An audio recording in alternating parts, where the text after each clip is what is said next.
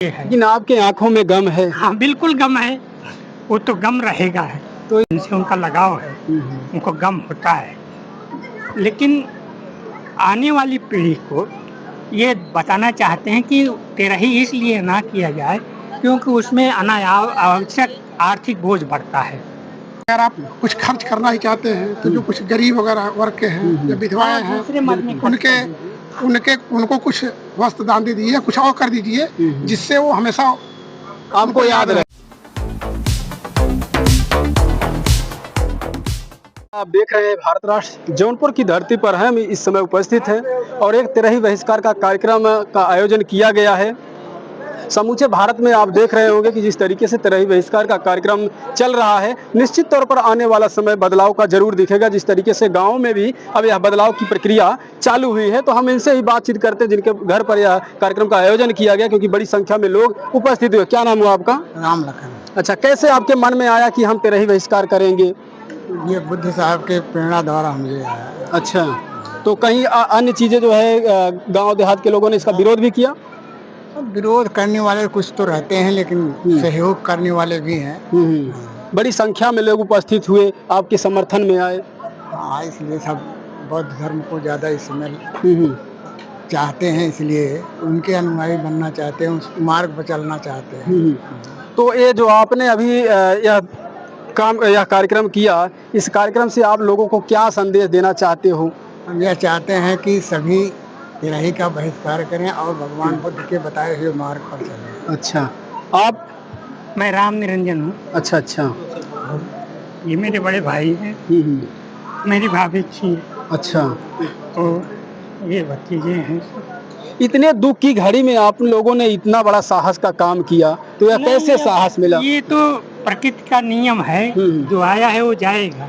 नहीं, जो परिवार में रहा तो उसका दुख होता है, जाने का दुख होता है। दुख तो है, बिछड़ने का दुख सबको होता है और है सबको, उसका गम है। इस गम की घड़ी में आपने इतना बड़ा फैसला लिया, या कैसे आपको लगता है? नहीं, ये फैसला इसलिए लिया गया कि हम तमाम रूढ़ियों से जकड़े हुए हैं, उस जकड़न से बाहर निकलना चाहते हैं और उसकी वजह से हमने तमाम चीज़ों को बहिष्कार कर दिया, तमाम रूढ़ियों को बदल दिया। शादी ब्याह में भी, खान पान में भी और पहनावे ओढ़ावे में भी, हर चीज़ में, अपने बात व्यवहार में भी। तो हम इस परंपरा को क्यों ढोते रहें जो हमारे लिए कष्टकारी है, क्योंकि जो हमसे बिछड़ता है हमें तो उसका एक गम होता है।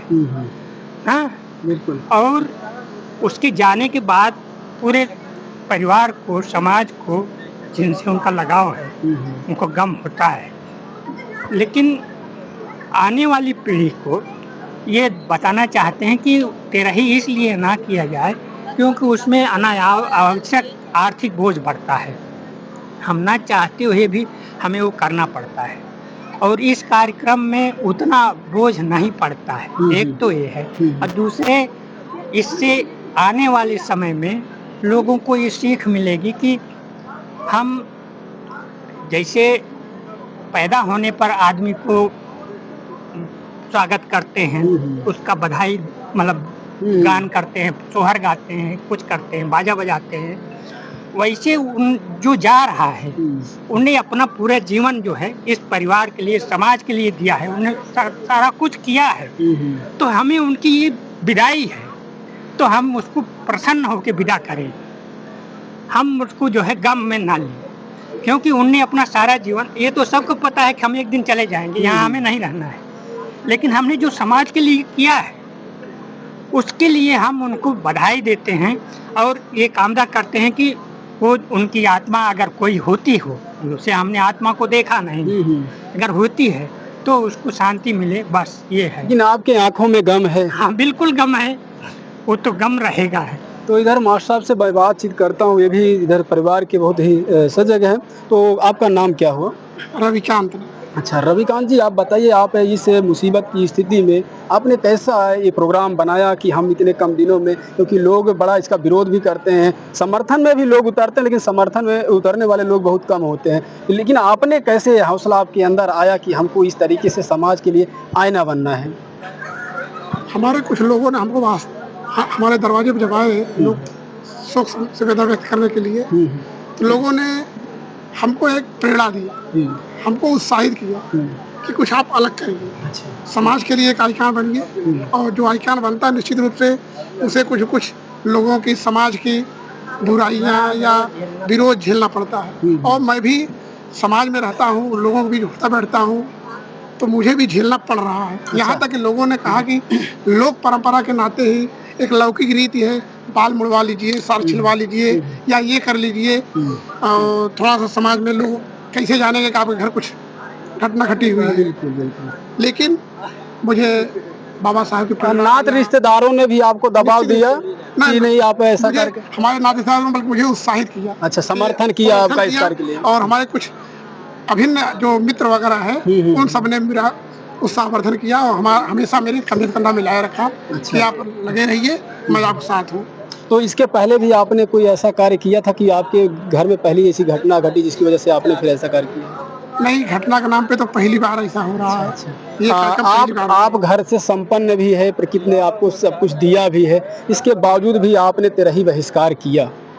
बस बताया मैं कि मन में लोगों का, हमारे चाचा जी की प्रेरणा थी, मुझे बार-बार कहते थे कि कुछ ऐसा हमेशा पुरानी चीज़ों को मत ढो, परंपरा को मत ढो, जो वास्तव में करना चाहिए उसे जो करो। जरूरी है उसको मानो, जो नहीं जरूरी है उसको हम क्यों ढोएं। अच्छा।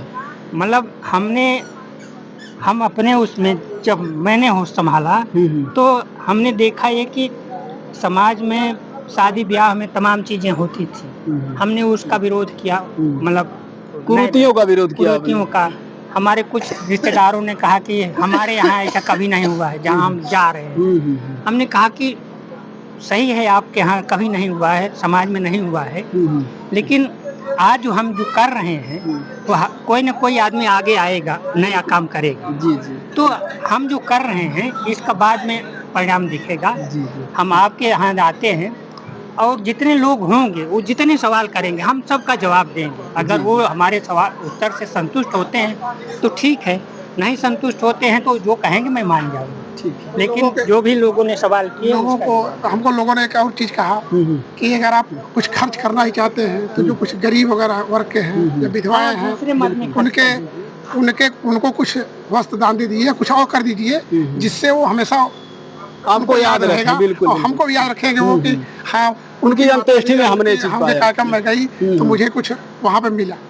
तो आप अभी जो वीडियो देख रहे थे, यह जो कार्यक्रम चला इतनी देर तक, बहुत सारे लोग संख्या उपस्थिति बहुत ज़्यादा है। मैं आपको वीडियो में दिखाऊंगा किस तरीके से कैसे लोग इनके कार्यक्रम में उपस्थित है, और इनका लोगों ने समर्थन भी किया कि हम जो है जिस तरीके से यह आइकॉन अपने समाज के लिए बन रहे हैं, क्योंकि इनके पास से घर द्वार गाड़ी मोटर सब कुछ है, मास्टर है, सरकारी अध्यापक है, इनके पास किसी भी चीज़ की कोई कमी नहीं है, लेकिन इन्होंने समाज को वो आईना दिखाया कि हमको उन कुरीतियों को त्यागना है जो कुरीतियाँ हमेशा समाज को दबाने का काम करते हैं। तो आप कमेंट बॉक्स में आपकी क्या प्रतिक्रिया है, अपनी प्रतिक्रिया में जरूर कुछ ना कुछ लिखें।